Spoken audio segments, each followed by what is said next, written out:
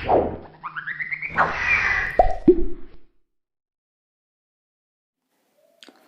Students, कैसे हो आप सभी। मैं अजय वत्स स्वागत करता हूं आप सभी का आपके अपने यूट्यूब चैनल फिजिक्स फाउंटेन में। और आज की जो हमारी क्लास है, 10th जो चैप्टर हमारा फिजिक्स से रिलेटेड जो है, 10th फिजिक्स से रिलेटेड चल रहा था, उसी लेक्चर का एक टॉपिक जो है, नेक्स्ट जो टॉपिक है refraction of light through a glass prism जो है, उसको डिस्कस हम आज की क्लास में करेंगे। ठीक है, आज से पहले के जो लेक्चर्स थे उनके लिंक आपको ऊपर आई बटन पर क्लिक करके भी मिल जाएंगे।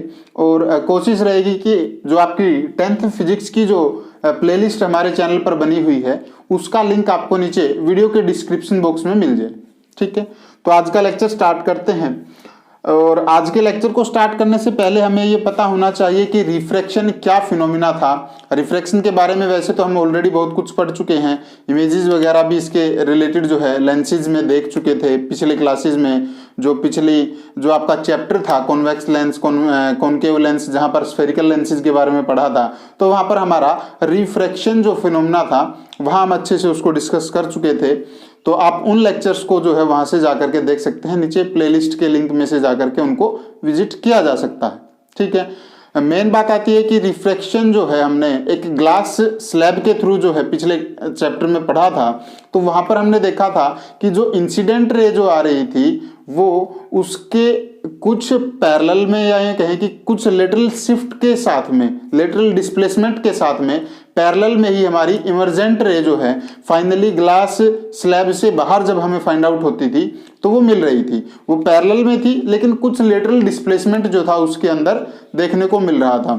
तो अभी हम इस क्लास में जो है देखेंगे कि प्रिज्म में जो है लाइट कैसे जाएगी और कहाँ से निकलेगी, कैसे हम उसको फाइंड आउट कर पाएंगे। ठीक है, तो सबसे पहले बेसिक जो चीजें हैं आपके ग्लास प्रिज्म की उनको डिस्कस किया जाए।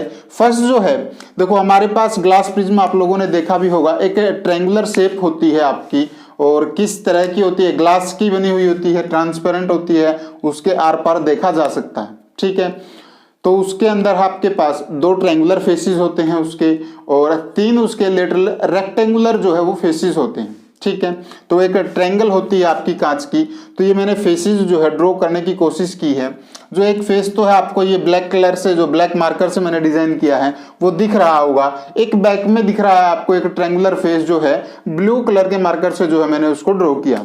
ठीक है, तो ये इसके पास 2 जो है कैसे फेसेस थे, ये इसके 2 ट्रायंगुलर जो फेसेस हैं या ट्रायंगुलर बेस जिसको बोला जाता है वो दिए गए हैं।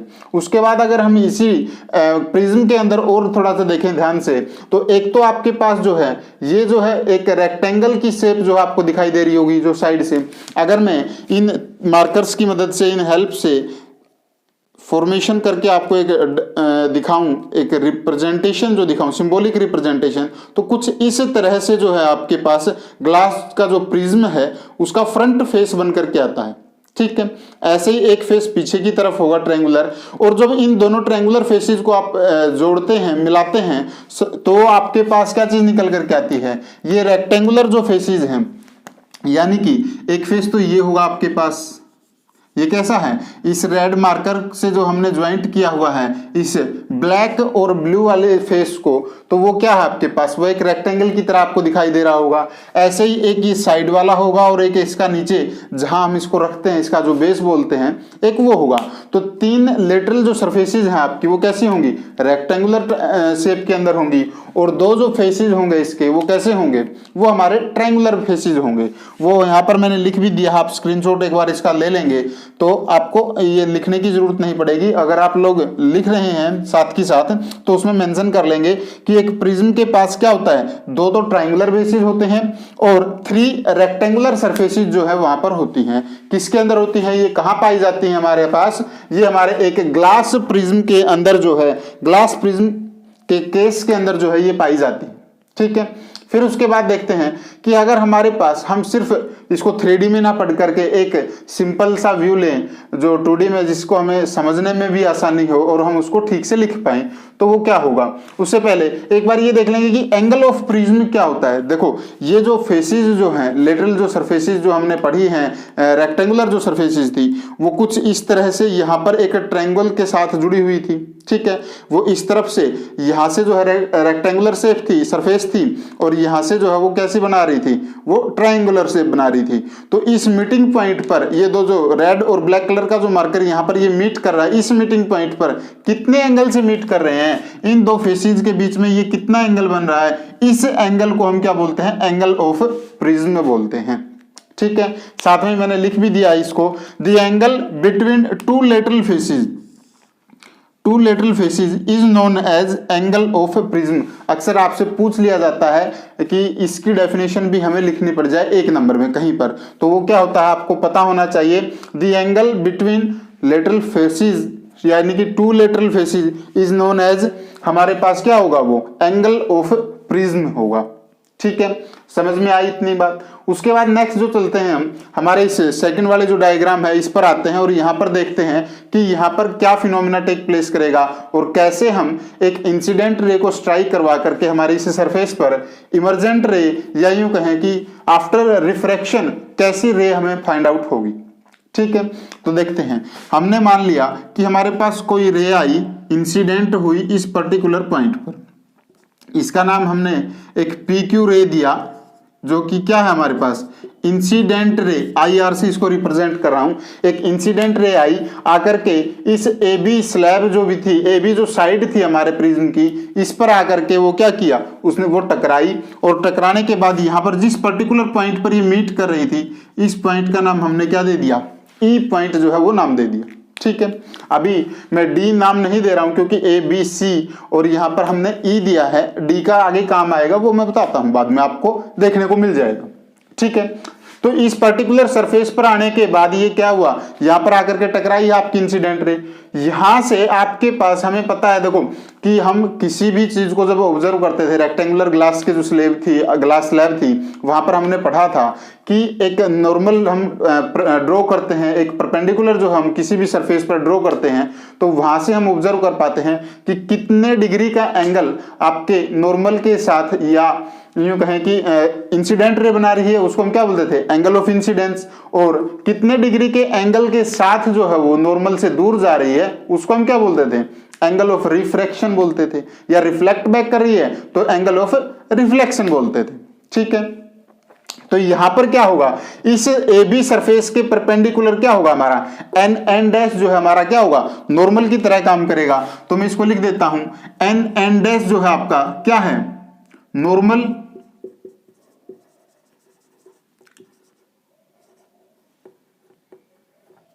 ऑन सरफेस AB सरफेस पर n डैश जो है हमारा क्या है, नॉर्मल है, और इसी तरह से m डैश भी होगा हमारे पास। तो वो किस पर है, वो हमारे पास जो है m dash is normal at AC। ठीक है, ये हमारा AC सरफेस के ऊपर जो है वो नॉर्मल जो है वो लाई कर रहा है। ठीक है, तो ये थी हमारी बेसिक जानकारी। अब इसके बाद, क्योंकि बाहर कैसा मीडियम है, रेयर मीडियम है, अंदर प्रिज्म के अंदर क्या है हमारे पास, डेंसर मीडियम है, तो लाइट कहां जाएगी, लाइट हमारी टुवर्ड्स नॉर्मल, यानी कि सीधा इसको कहां जाना चाहिए था, सीधा तो कुछ इस तरह से निकलनी थी। ठीक है, लेकिन ये कहां जाएगी, ये नॉर्मल की तरफ बेंड करेगी, तो यहां से आपके पास जो है वो कहां गई, वो कुछ इस तरह से जो है आपके पास आ जाएगी।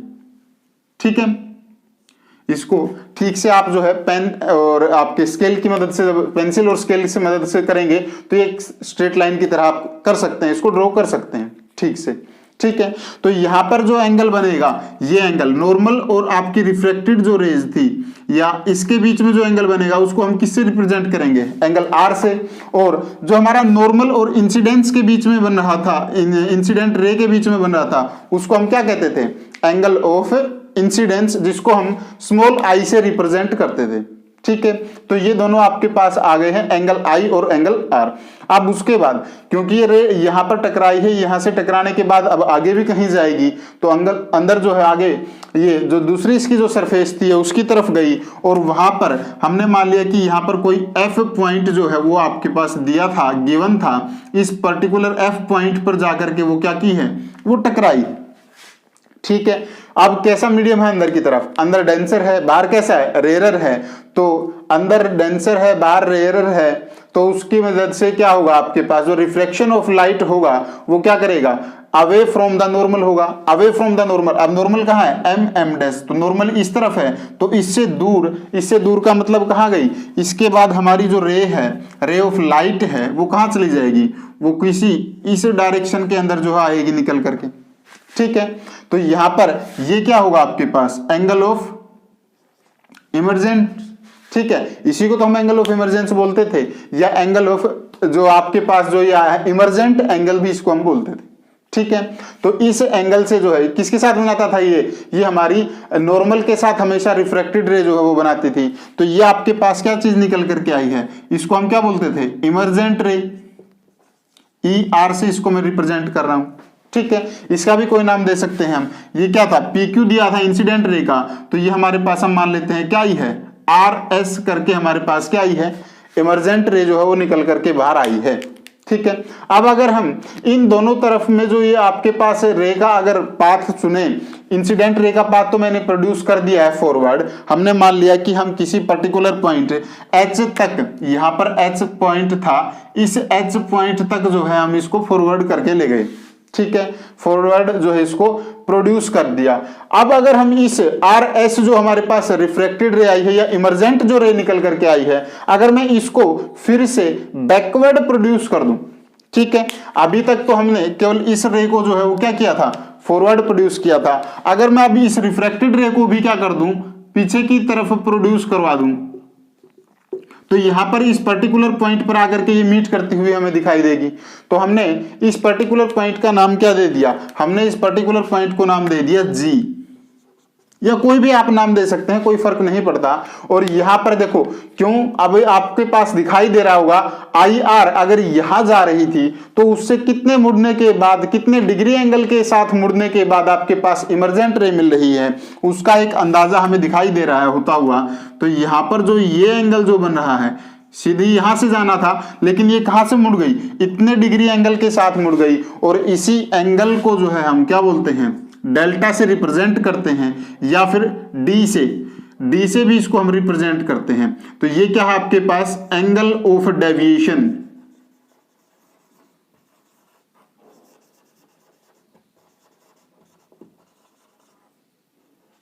ठीक है, ये हमारे पास क्या होगा, एंगल ऑफ डेविएशन होगा, जो कि हमारे पास कहां से बन करके आया है, हमारी इंसिडेंट रे को जब हमने बैकवर्ड जो है ये फॉरवर्ड जो है प्रोड्यूस किया, और हमारी इस इमर्जेंट रे को हमने क्या किया है, बैकवर्ड प्रोड्यूस किया। तो इन दोनों के मीटिंग पॉइंट पर जाकर के जो एंगल बन रहा था उसको हमने क्या कहा, एंगल ऑफ डेविएशन। कुल मिलाकर के अगर हम इसको देखें तो हमारी इमर्जेंट रे जो थी पी क्यू, वो हमारे प्रिज्म के अंदर गई, इंसिडेंट हुई, इंसिडेंट होने के बाद वो अंदर से पास थ्रू, उसको कहाँ होना चाहिए था, इस रास्ते से होना चाहिए था, लेकिन उसके पाथ के अंदर बैंड आया, और कितने डिग्री का बैंड आया, एंगल डेल्टा या फिर एंगल डी जो है उसका जो है उसके अंदर पाथ के अंदर चेंज आया, और उस चेंज की वजह से वो कहाँ निकल करके आई है, वो इस डायरेक्शन में कहीं हमारे पास अनदर साइड एसी की तरफ जो है वो निकल करके आई, रिफ्रैक्शन टेक प्लेस होने के बाद।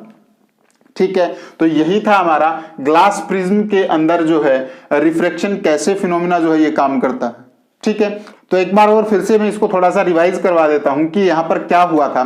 प्रिज्म के अंदर हमारे पास क्या हुआ, इंसिडेंट रे आई, आने के बाद हमारी ए बी सरफेस पर टकराई और वहां पर इंसिडेंट हुई। इंसिडेंट होने के बाद यहां पर इसने क्या बनाया, मान लेते कि ई पॉइंट पर जो है वो क्या किया है, उसने इंसिडेंट हुई है वो रे आकर के यहां पर एंगल कितना बनाया, नॉर्मल के साथ उसने, नॉर्मल के साथ उसने एंगल जो बनाया वो आई से रिप्रेजेंट करते हैं हम, स्मॉल आई से उसको हमने रिप्रेजेंट किया, एंगल ऑफ इंसिडेंस। और एन एन डैश क्या था हमारे पास, वो ए बी सरफेस के ऊपर क्या था हमारा, नॉर्मल की तरह काम कर रहा था, नॉर्मल था हमारा। ठीक है, फिर उसके बाद क्या हुआ, क्योंकि रेयर मीडियम से लाइट कहां गई है, डेंसर मीडियम में, तो वो बैंड होगी, कहां होगी, रिफ्रैक्ट हुई है, तो वो टुवार्ड्स नॉर्मल जो है हमारे पास क्या होगी, लाइट जो बेंड करेगी उस अपने पाथ से।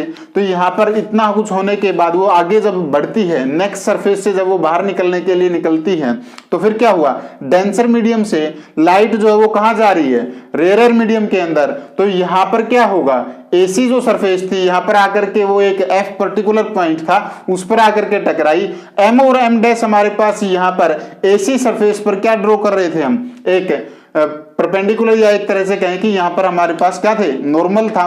तो एम एम डैश नॉर्मल के साथ जब ये टकराने के बाद बाहर निकलती है तो वहां पर क्या होगा, वहां पर प्रॉपर्टी ऑफ रिफ्रैक्शन जो या प्रॉपर्टी ऑफ लाइट से हमें क्या पता है कि डेंसर मीडियम से लाइट अगर रेयर मीडियम में जाएगी तो वो अपने पाथ से डेविएट होगी, बेंड करेगी, और कहां और कितना करेगी, वो हमारे जो नॉर्मल हमने ड्रॉ किया है उस नॉर्मल से अवे जाएगी।